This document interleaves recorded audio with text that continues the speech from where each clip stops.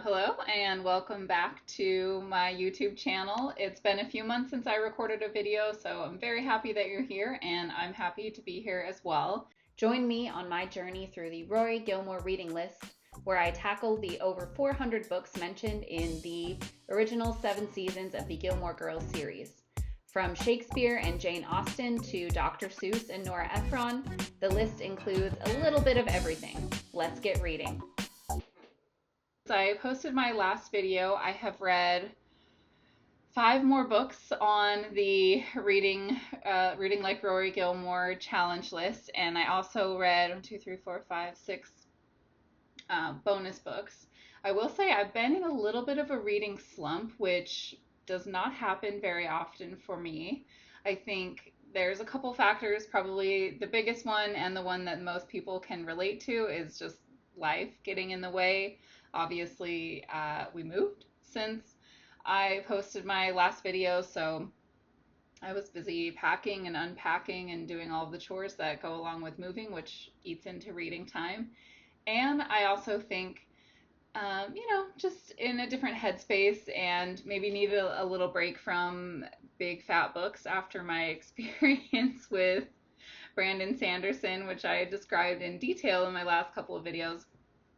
And also, I think just the state of the world over the past couple months has been impacting me pretty strongly, and I've been, I don't know if distracted is the right word, because I think it is important to be paying attention to current events, but we'll just say distracted from my reading by wanting to be watching the news and engaging with my community a little bit, and also participating in some other forms of self-care to kind of calm my mind and relax with family and friends in the midst of a rather chaotic political environment.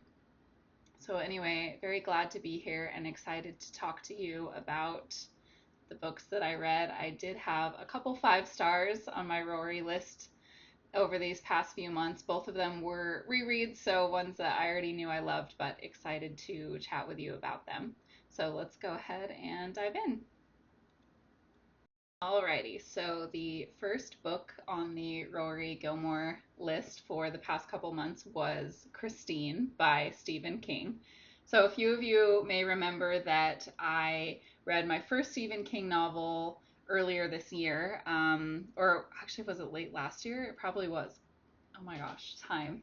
It totally was, because I read it around Halloween. So last year, I read my first Stephen King book, which was Carrie, which was also Stephen King's first novel, and I thought it was a great place to start.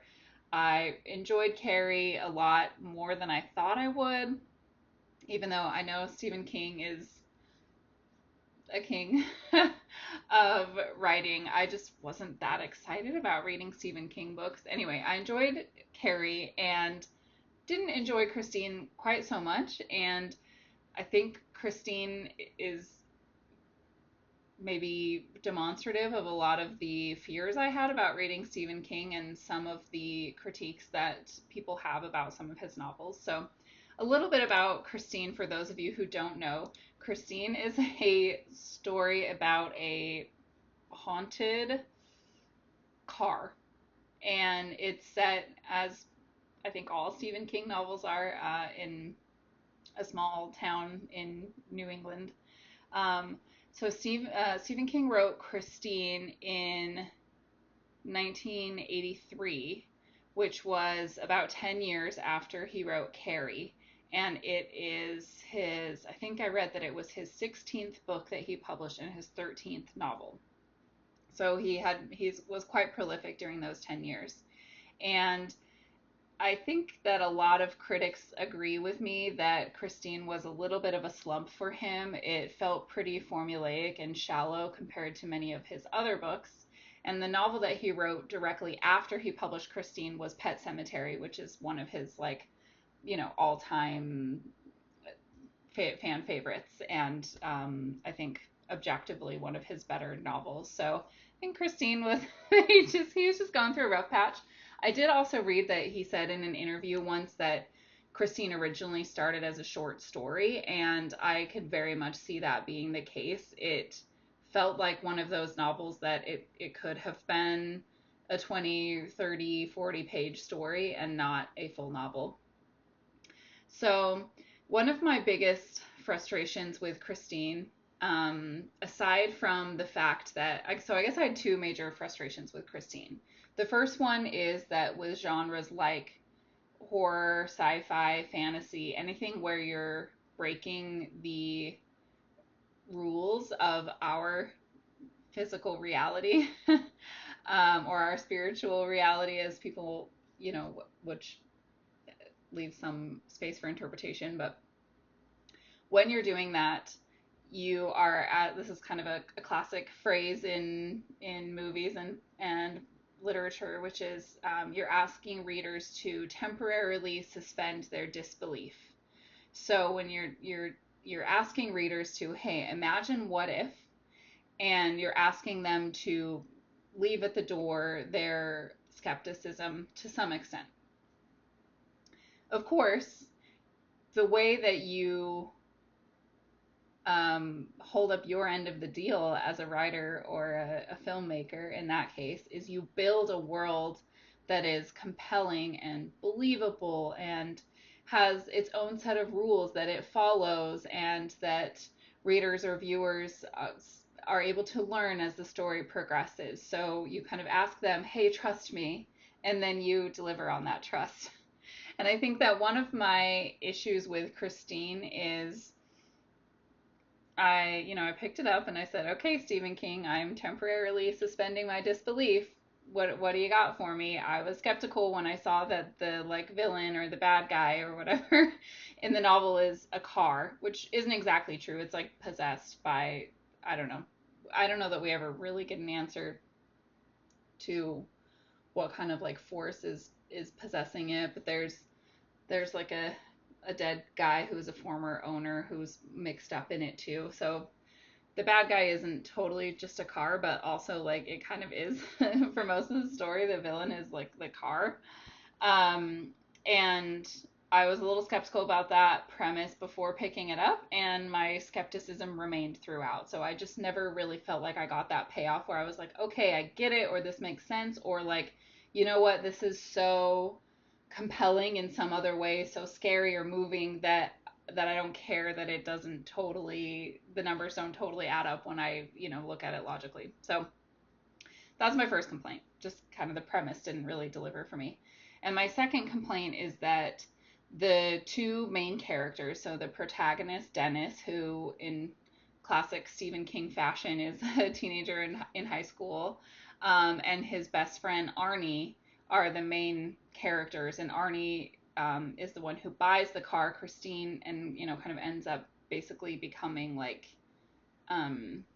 sort of possessed by her, or this evil spirit that possesses the car, Christine, as well. And both of them are rather shallow characters and very stereotypical. So Arnie, the one who buys the car, is kind of this stereotypical loner, nerd. I think Stephen King, also in classic Stephen King fashion, calls him a loser, or the narrator calls him a loser.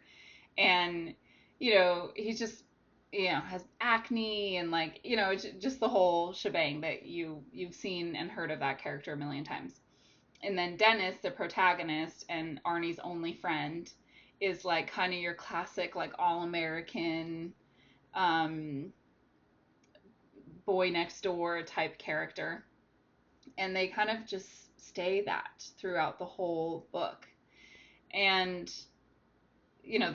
that's just not a compelling reading experience. So lessons learned in terms of what we should do in our own writing is, the main thing that I was thinking about is this idea of stereotypes and archetypes, and the difference between writing a character who aligns with an archetype or even a stereotype, and then somehow breaking that mold or subverting reader expectations, and how rewarding and exciting that is for readers, and how rich of character development you can get from that, versus what I think happened in Christine, unfortunately, is these characters were stereotypical, and they never surprised me. They never broke that mold or showed some other side or facet to themselves that wasn't already part of that stereotype. And so they just kind of flop.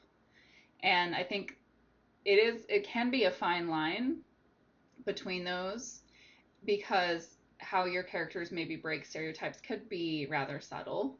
But I think it's just important for us to keep in mind as writers that, like, of course we are going to end up having archetypal characters in our books or archetypal settings, and how do we make sure that we make them unique by giving them some facet of individuality or surprise or something that will kind of deliver that layer of depth for our readers. Whenever I'm preparing for these videos, I always do a little searching to find out, like, okay, where was this book referenced in the TV shows? And some of the references are more explicit than others.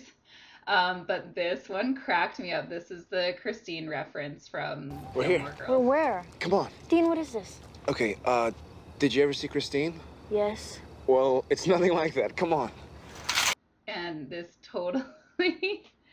totally cemented my strong stance as not a Dean girl. I am not Team Dean. I'm Team Logan, in case I haven't mentioned that already, but I don't know. Dean was just never my type. And then when I watched this back, I was like, oh my God, if I had seen or read Christine, which Rory says she has in that scene, and the guy was like taking me to a junkyard and making a reference to that, I'd be like, I'm outie. Because next book on the list. So as I mentioned, kind of being in this little bit of a reading slump, and then starting my next month of reading with Christine and not loving it, I was kind of like, just the wind was taken out of my sails a little bit. So I stopped. I was like, you don't have to go alphabetically down the list. Like, you can jump around. What do you want to read? And I had started to see like little early PR trickles or a couple pictures of them filming the new Wuthering Heights movie in the UK, starring Margot Robbie. And I love Wuthering Heights, love Margot, and there's all this like kind of early controversy online about the movie, because it's very clear that they're not going to like adhere that closely to the book. So Wuthering Heights was on my mind, so I decided to pick that up next, and it was kind of fun because I had purchased this really pretty collector's edition. I got these at Half Price Books. I got this one, and is it Jane Eyre that I got that matches it? Yeah, I got Jane Eyre that also matches it. And I just love this, like, I just think this cover, I mean, it's just obviously pretty, but I think it matches the like gothic passion of Wuthering Heights very well. And it's like it's heavy for its size, so it has just like some weight to it. And so I was excited to read this pretty edition that I had. So anyway, next on my list, Wuthering Heights. That's a 5-star book for me. This is one of the ones that I mentioned at the beginning of the video. I've read Wuthering Heights several times and know that I love it, and I can reconfirm that it is one of the 5-star reads on the list. In terms of kind of takeaways for writers with Wuthering Heights, I was thinking about two major things. The first one is the incredible way that the setting and the internal life of the characters mirror each other and play off each other. It's like a very exaggerated example of that, and that is one of the classic stylistic techniques of Gothic literature.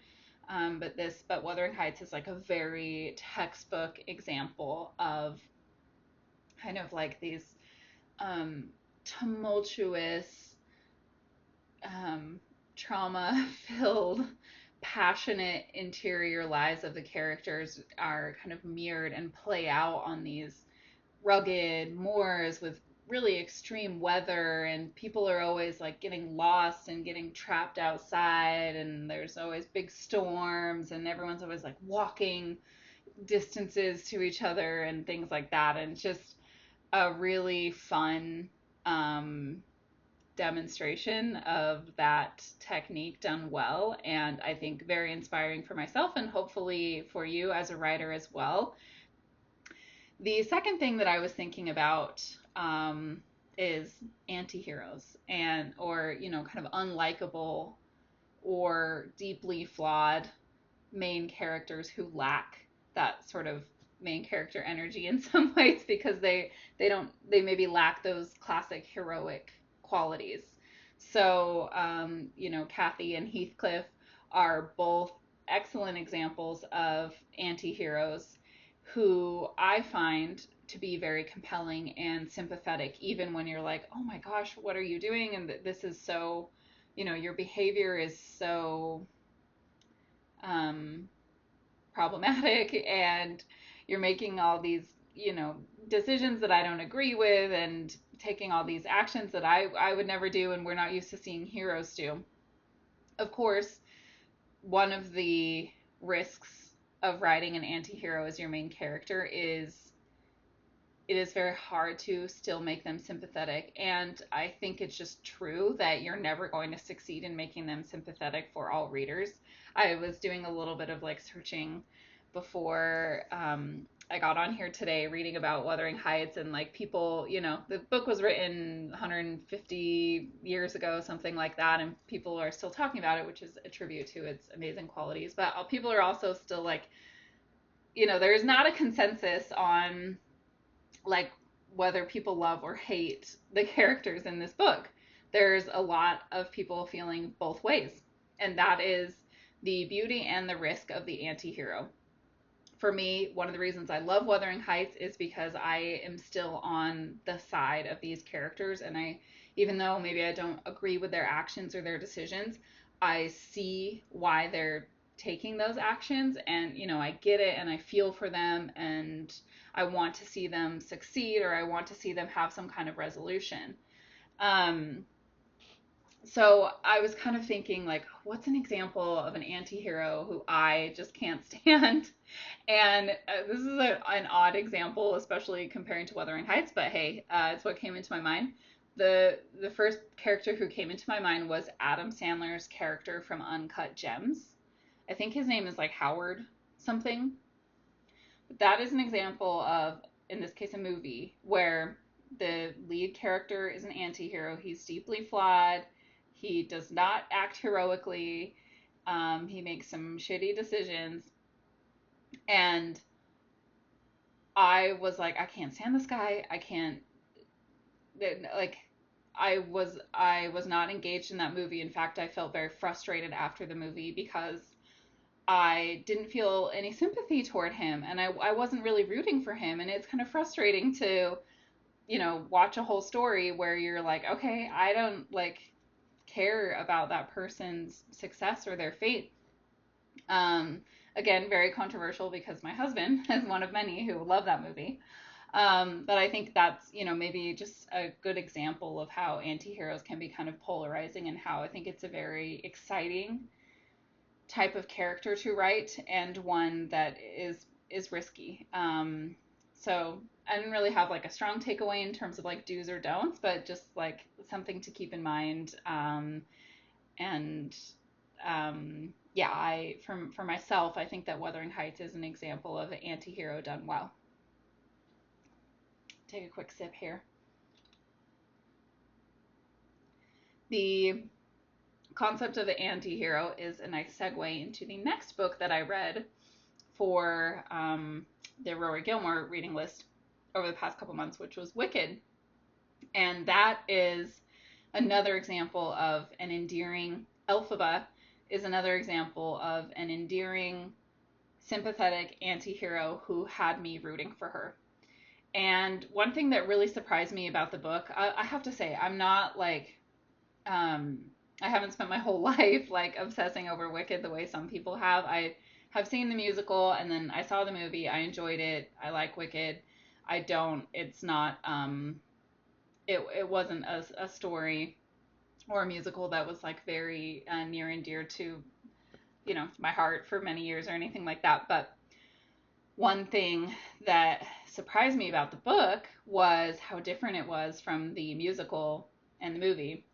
And that may sound like an obvious observation. Most, book to film or book to musical adaptations are very different, but there's just so much more nuance and depth and complexity and just like events described in the book. And I just read the first one. There are a lot of Wicked books in the series. But it was almost a completely different story, I would say. So if you are a fan of the movie or the musical, I highly recommend. I think it just brought so much more richness and detail to the world, and it's funny and has all the things that like are really charming about the movie and the musical. Um, and Elphaba, I would say even more so than in the movie, is truly an anti-hero. Like she is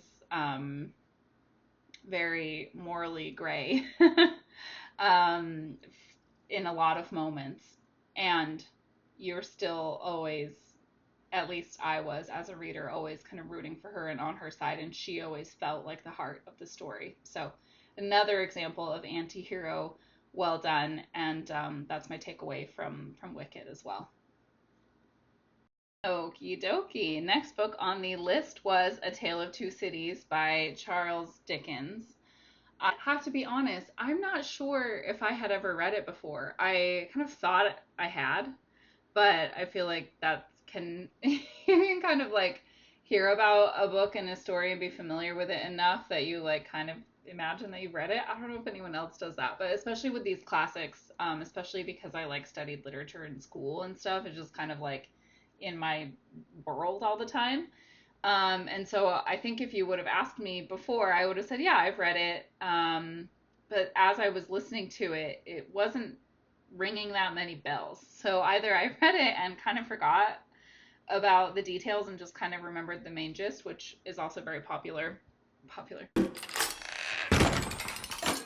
Popular. Oh my gosh. Possible. Also very possible.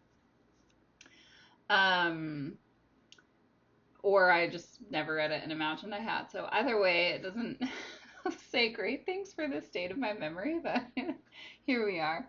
Um, so for those of you who aren't familiar or haven't heard this line 1,000 times already, I thought that I would read the opening. I believe this is just the opening sentence from A Tale of Two Cities. It ties into my takeaway, I promise. It was the best of times, it was the worst of times. It was the age of wisdom, it was the age of foolishness.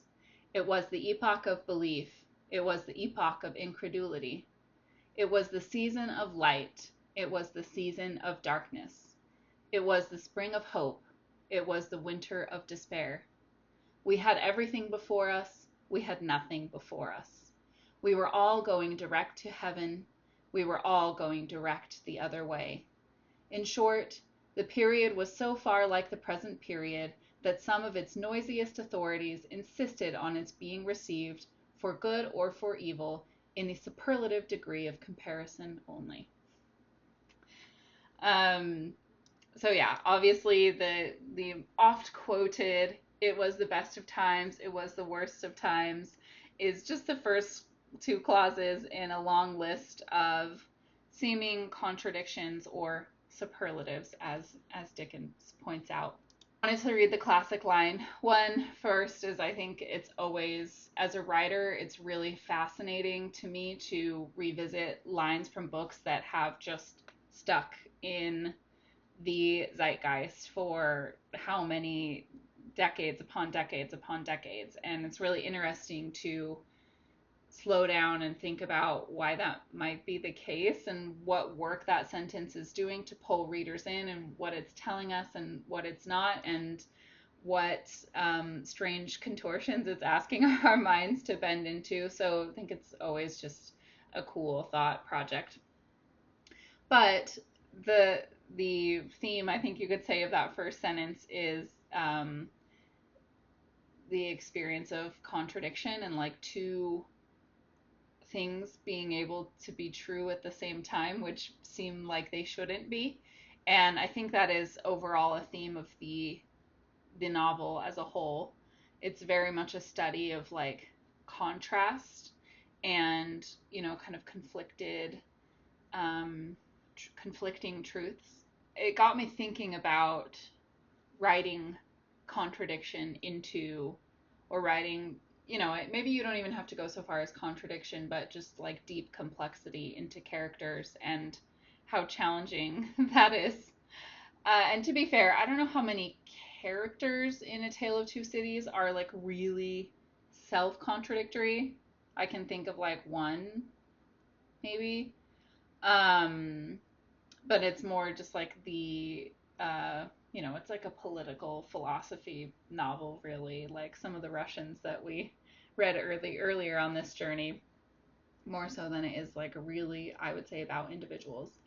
But anyway, got me thinking about contradiction and how we as humans, as real flesh and blood humans, are bundles of contradiction and hold seemingly conflicting beliefs and values inside us at all times, and how rare it is to see that reflected on the page in characters. So it's something that I'm going to challenge myself to do in the novel that I'm working on, is, you know, kind of thinking about what contradictions my characters can contain. Moving right along, so this is the last Rory Gilmore reading list book that I read since my last video, and my other 5-star Rory book for today, and that is A Year of Magical Thinking by Joan Didion. I have this book because I have read it many times. I guess, I don't know what is many. I think this was my 4th read. I studied this in grad school. I love Joan Didion. Have I talked about her already on this channel? I don't know.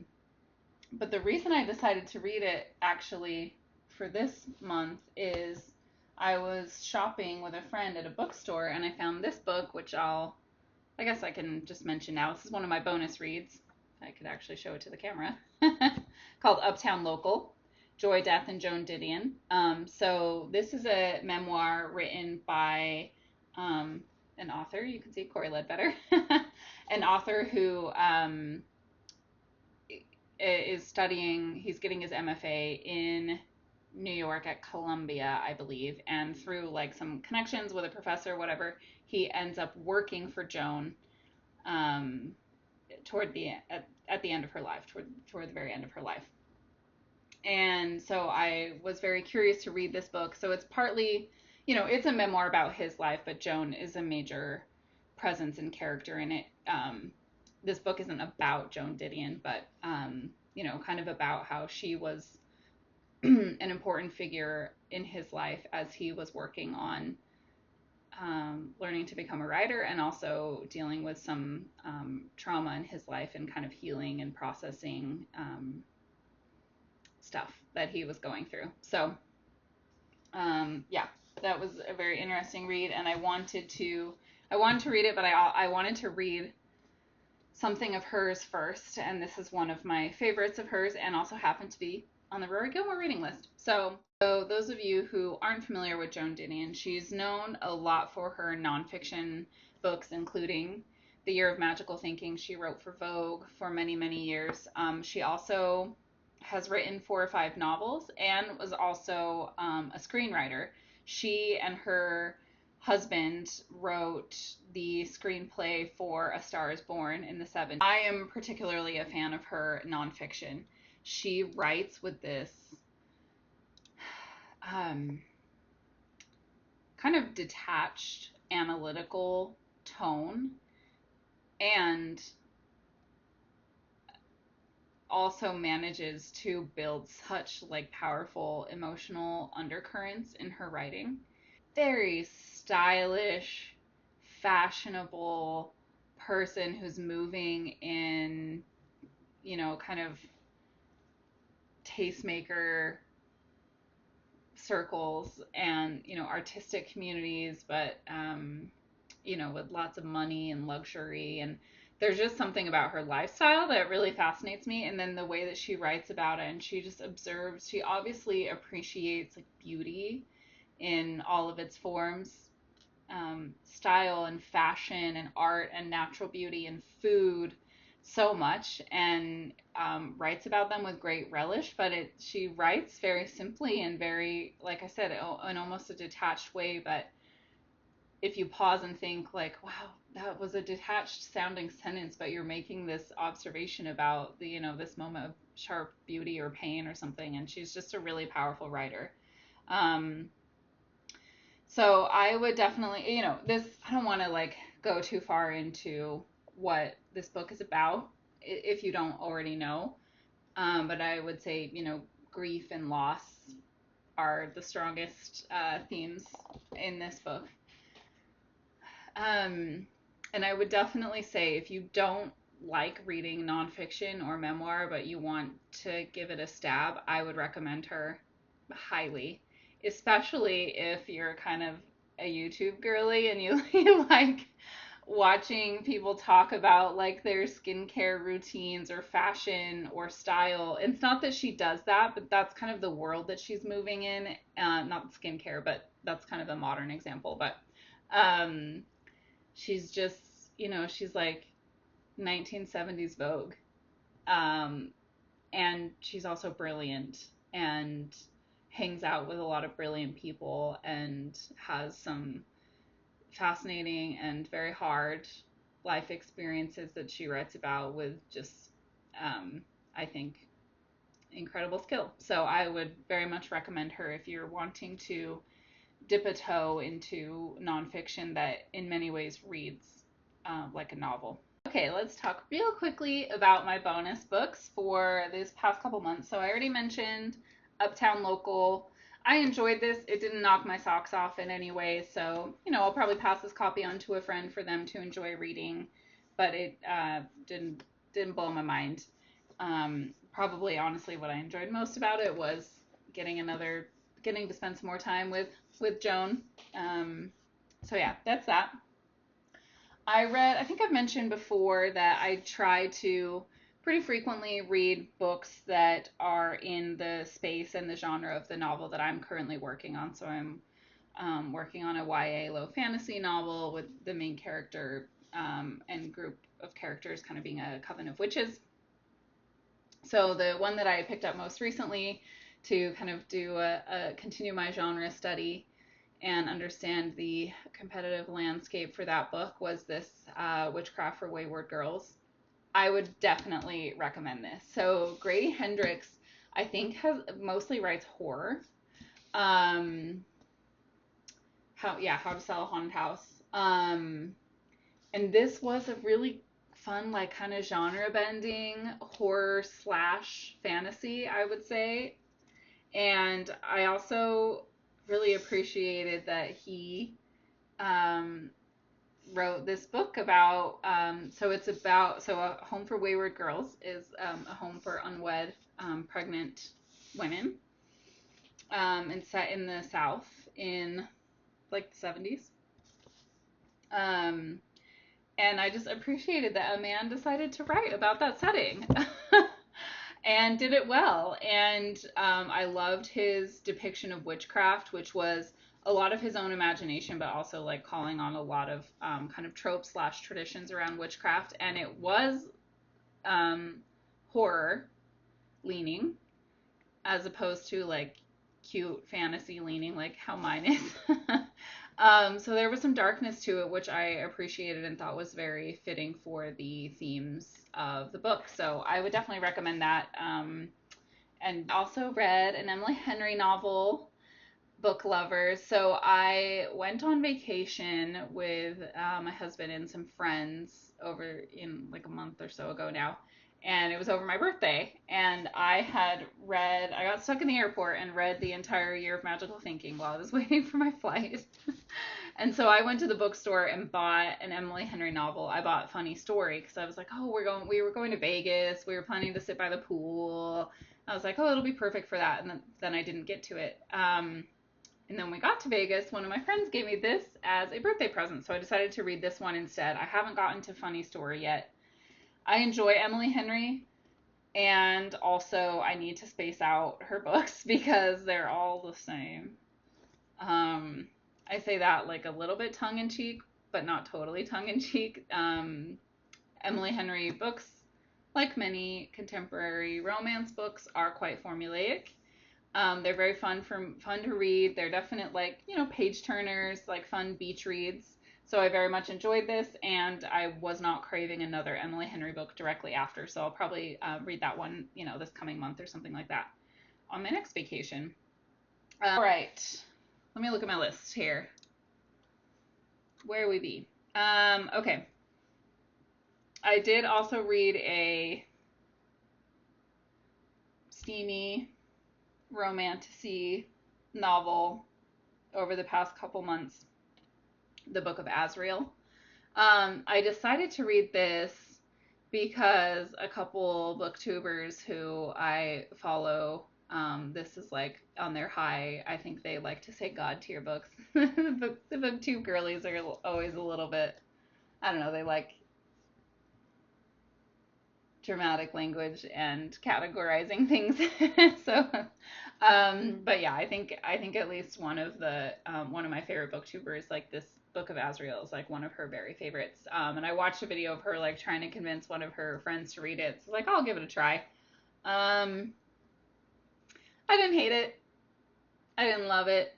I don't have a whole lot to say about it, honestly. I'm not going to be reading the next book in the series. I think I'm kind of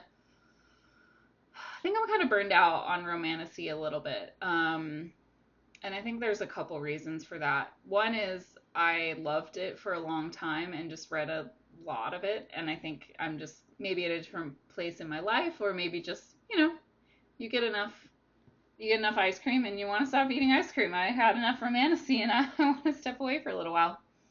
And I also think, and I'm not necessarily saying this about Book of Azrael, but I also do think that it got so like meteorically popular because of social media, the genre of romantasy, that everybody started doing it and doing it really quickly, and that naturally brings the quality down, I think. So I think finding really high quality romantasy books these days that haven't been like rushed through the writing and editing and publishing process is a lot harder than it used to be. So I do think that generally the quality has come down a little bit.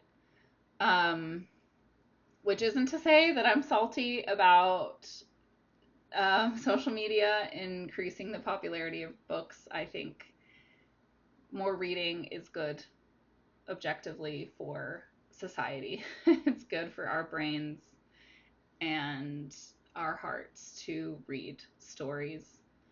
So I'm not mad about it overall, but it just means that I think you just have to, there's just a little bigger haystack to dig through when you're looking for really quality romantasy books. That's my opinion. Okay, moving on from that. Yeah, like I said, have mentioned a couple times now, like I have been in a little bit of a reading slump, and so I wanted to read something a little bit shorter. So I did pick up a collection of short stories, which was the Best American Shorts of 2024. It was like the O. Henry Prize winners, and the collection for 2024 was edited by Amor Towles, who I love, or Towles, I never know how to say his name. But that was really fun. I got it on my Kindle, and then I also got the audiobook. So I I listened to some of the stories and read some of the stories. And the narration was great on the audiobook. They had like a different person reading, a different narrator reading each story, I think. And they like paired the narrators with like the character, the like gender and ethnicity or accent or whatever of the characters in the stories pretty well. So that was fun.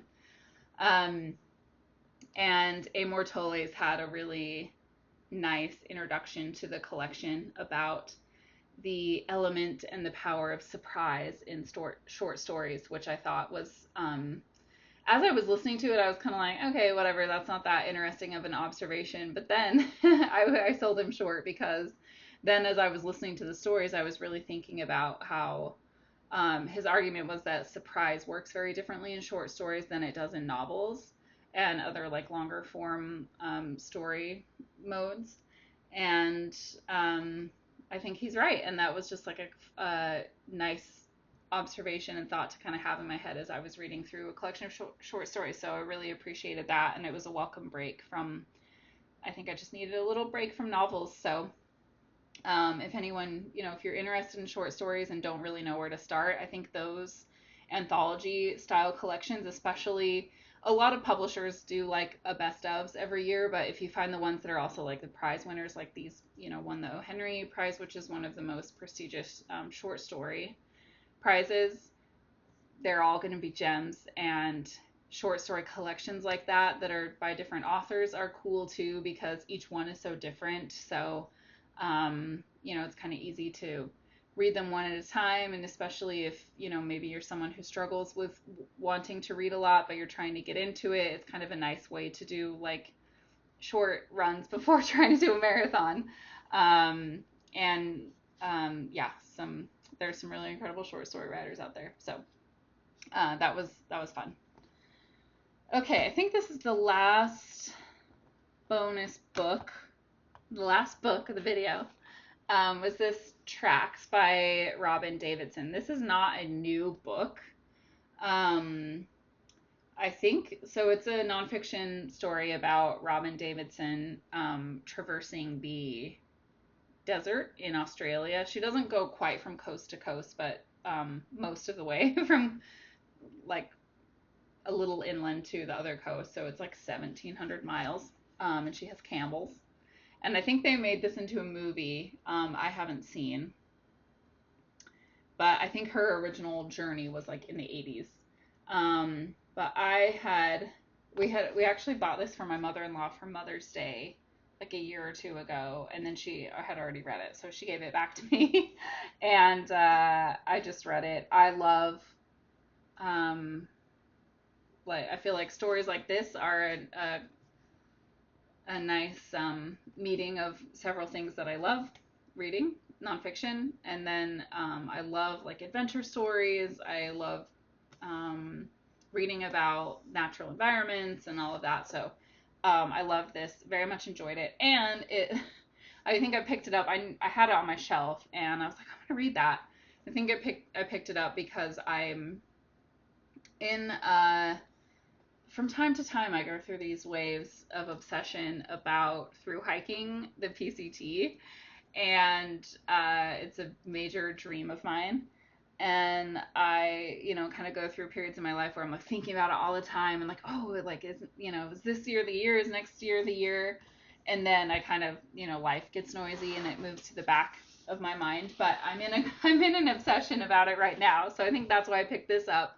And then in that obsessive mode, I went to Half Price Books, which was perhaps dangerous, and picked up a few more books. So these are what you'll be hearing about next month.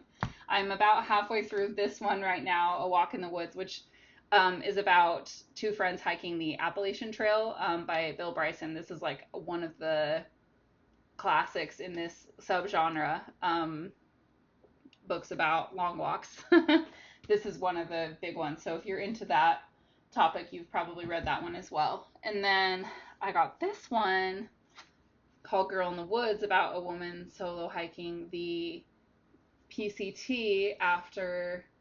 So yeah, this is a summary, not a endorsement on the front. It says, on my second night of college, I was raped. Shattered and alone, I fled to the Mexican border and headed north through 2,650 miles of desert and mountain to Canada. A story of a woman solo hiking the PCT to find some healing. And you may not be surprised to see that Cheryl Strayed, the author of Wild, blurbed that one's kind of in a similar vein, I think, although this author is much younger than Cheryl Strayed was when she did the PCT. So anyway, I'm interested in reading that one. And then this one, kind of a different twist.